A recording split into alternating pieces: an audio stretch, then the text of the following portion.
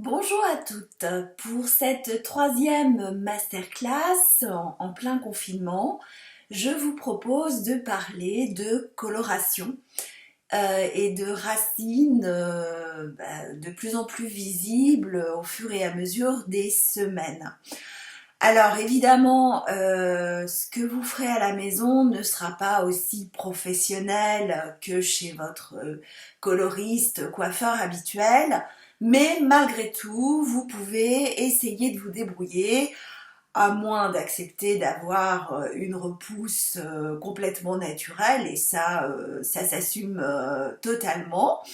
Mais bon, si vous n'aimez pas trop les racines blanches, surtout si vous avez une base foncée, ou bien les racines noires parce que en vrai vous êtes brune, mais vous avez choisi de passer au plus clair, eh bien on peut faire quelques petites choses à la maison soi-même.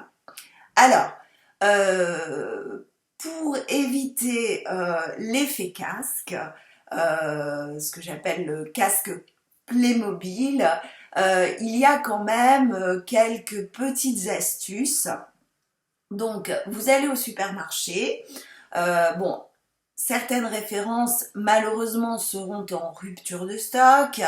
Donc, essayez d'avoir un petit peu de chance, de faire les deux trois GMS autour de chez vous pour trouver la bonne couleur parce que la garantie en tout cas de la réussite d'une retouche racine, c'est le choix de la bonne couleur.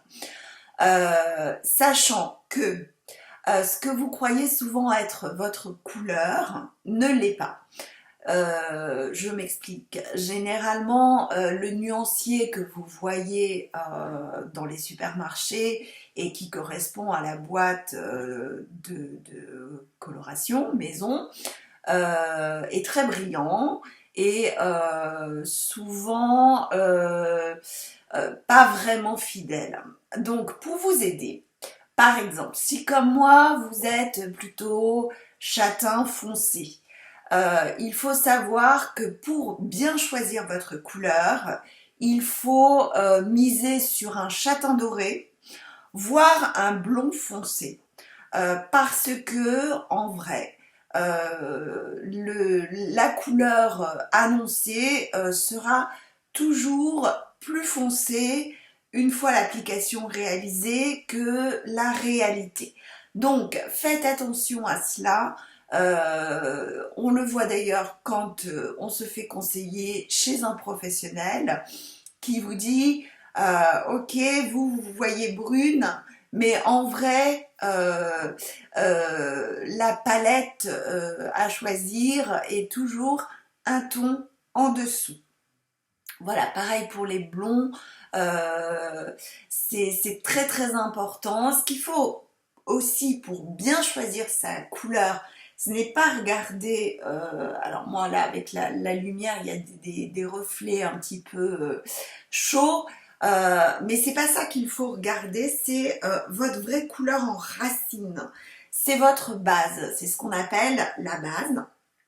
Et c'est à partir de cette base que vous allez choisir en rayon le produit qu'il vous faudra.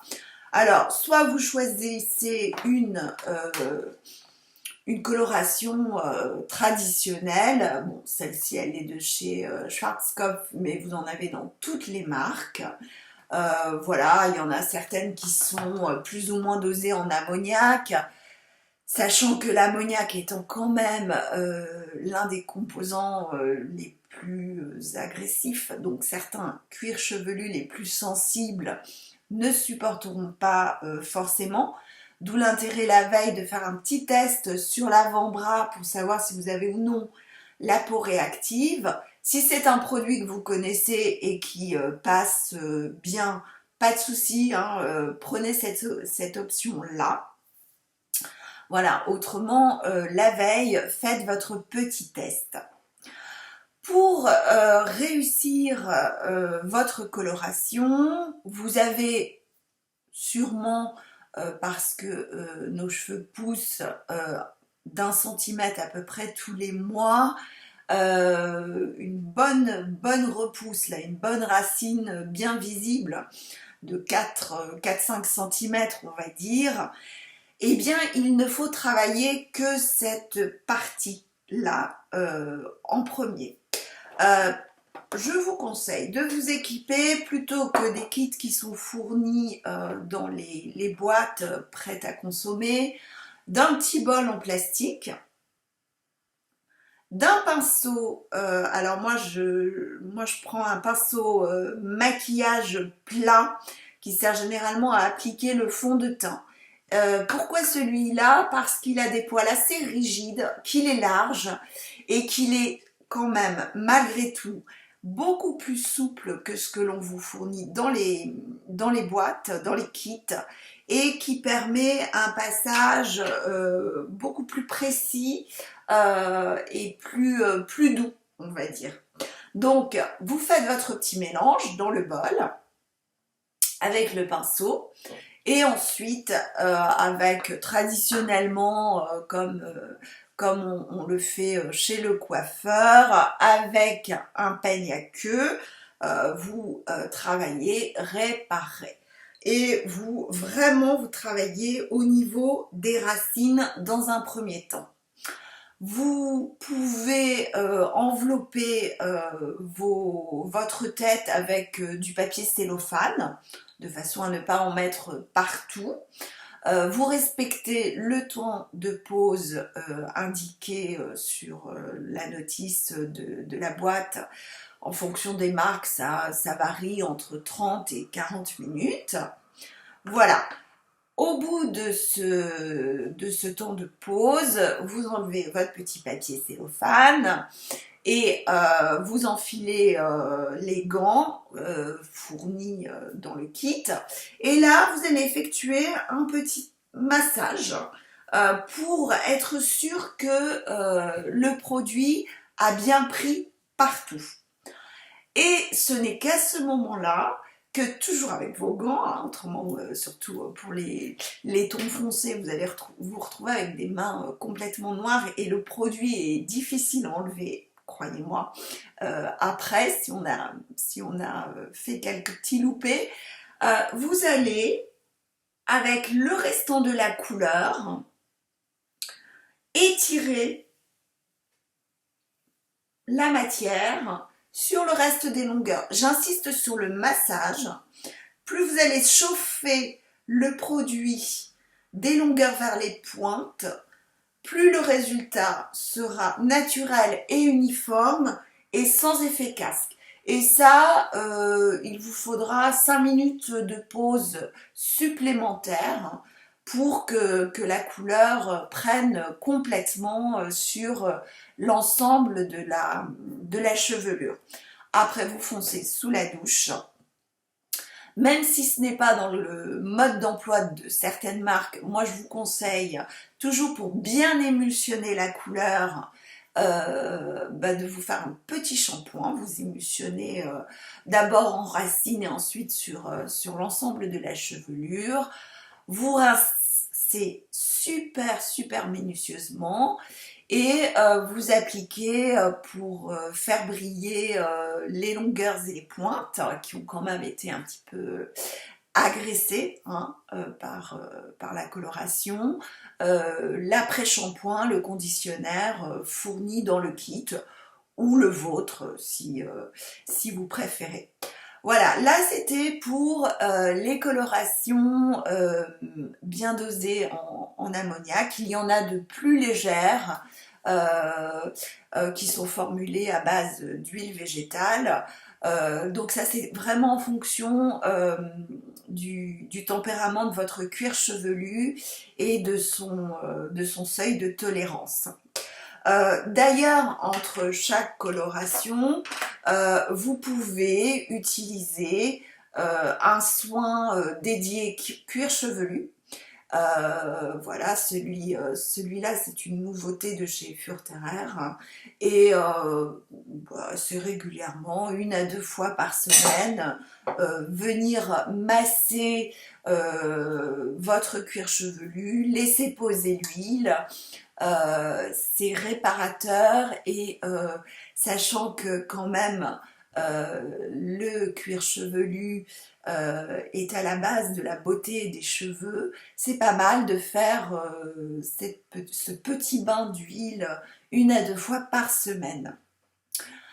Si vous avez peur de vous lancer dans une colo intégrale, il y a des solutions beaucoup plus light, notamment pour cacher les cheveux blancs.